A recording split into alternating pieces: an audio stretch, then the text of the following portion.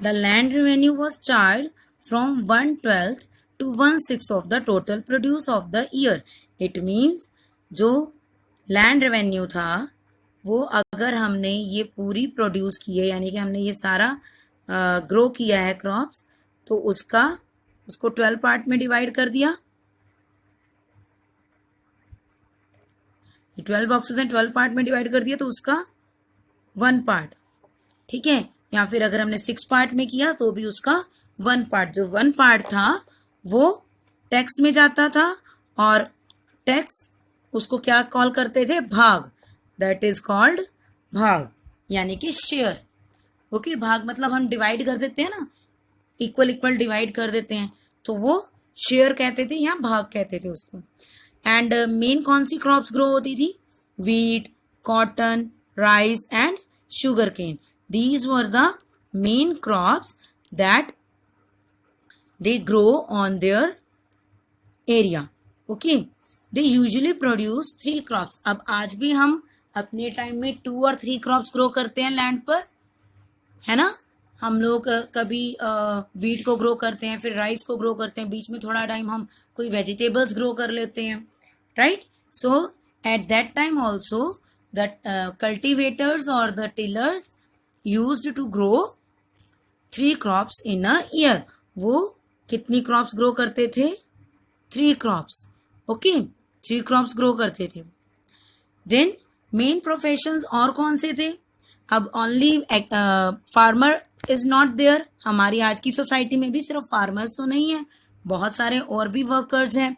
जैसे कोई labour work कर रहा है, कोई ज्वेलरी बना रहा है and some are of shopkeepers.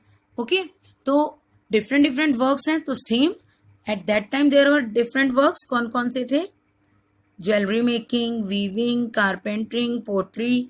ठीक है. And there were trade and craft also. लोग ज्वेलरी बनाते थे because everyone wants to wear jewellery. ठीक है. तो at that time they were also fond of jewellery. उन्हें भी ज्वेलरी पसंद थी और वो ज्वेलरी मेकिंग कर रहे थे. वीविंग मीन्स जिसे हमारे क्लोथ्स वीव किए जाते हैं, हमारे क्लोथ्स बुने जाते हैं. सो सेम वीविंग थी. Carpentry means right to make things from wood. तो वुड से चीजें बनाते थे लोग at that time also. Pottery means to make pots और यूटेंसिल्स फ्रॉम द जो मिट्टी से, सॉइल से वो बनाते थे. ओके. तो ये सब वर्क करते थे. ट्रेड भी करते थे. ट्रेड मीन्स बिजनेस करना, कि यहाँ से वहाँ किसी प्लेस पर ले जाकर चीजें सेल करना. ठीक है. तो ट्रेड वर्क भी किया जाता था. Okay. People of different vocations had their own organisation. Okay. Different occupations के जो लोग थे, vocations means the person those are doing different work. तो अलग अलग वर्क करने वाले लोग अलग अलग अपने ग्रुप्स बना लेते थे. जैसे आजकल भी होता है, डॉक्टर्स का अपना ग्रुप होता है, स्टूडेंट्स का अपना ग्रुप होता है, टीचर्स का अपना ग्रुप होता है. तो same as at that time the people those belong to different categories और different occupations formed their different organisation. वो अपनी अपनी ऑर्गेनाइजेशन बना लेते थे and these organisation were called guilds. इन ऑर्गेनाइजेशन को गिल्ड्स कहा जाता था. Okay. And each guild has its own head. और कोई एक हेड होता है. अगर कोई ऑर्गेनाइजेशन या किसी ग्रुप की बात करें तो एक पर्सन उसका हेड होता है. तो उस हेड को क्या कहते थे? श्रेणी. That head is known as श्रेणी. और जितने भी ट्रेडर्स थे they had to pay taxes to the king.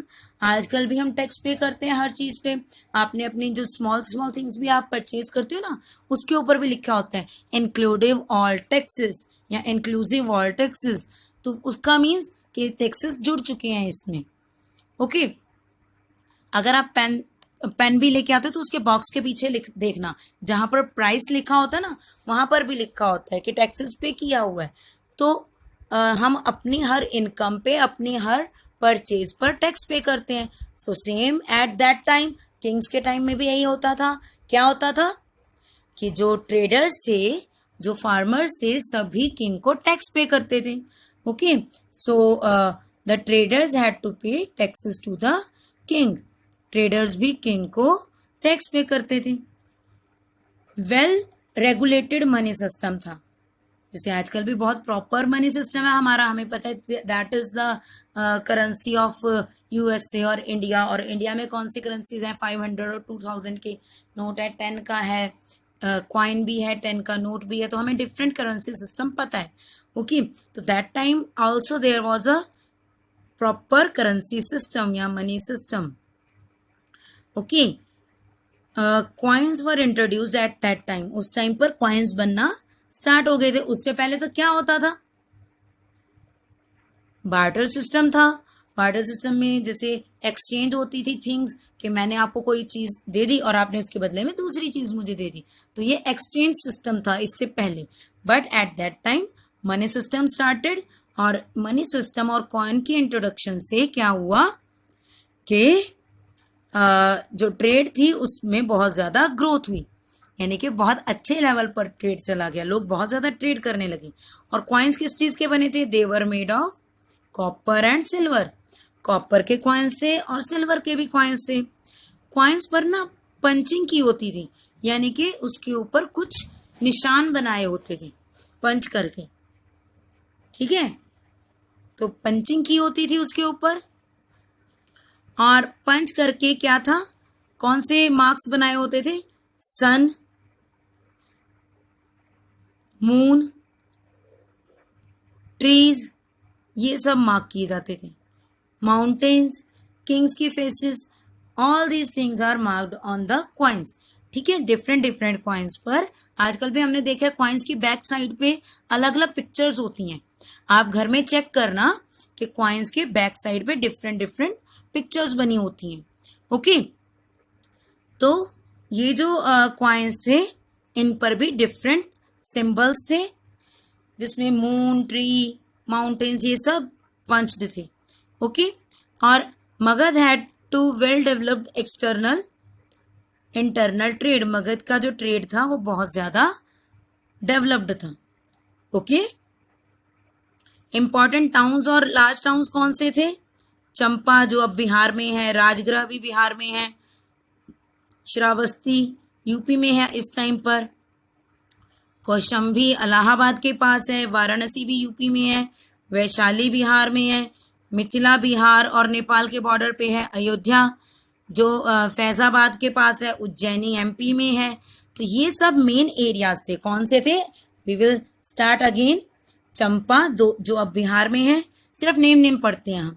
Okay, चंपा, राजगृह, श्रावस्ती, कौशाम्बी, वाराणसी, वैशाली, मिथिला, अयोध्या और उज्जैनी, ये सब इंपॉर्टेंट टाउन्स थे. ओके, और पोर्ट भी थे यहाँ पर. कुछ एरियाज थे जहां पर पोर्ट्स भी थे. अब पोर्ट क्या होता है? पोर्ट मीन्स सी का जो कोस्ट होती है, सी का किनारा है, वो पोर्ट होती है.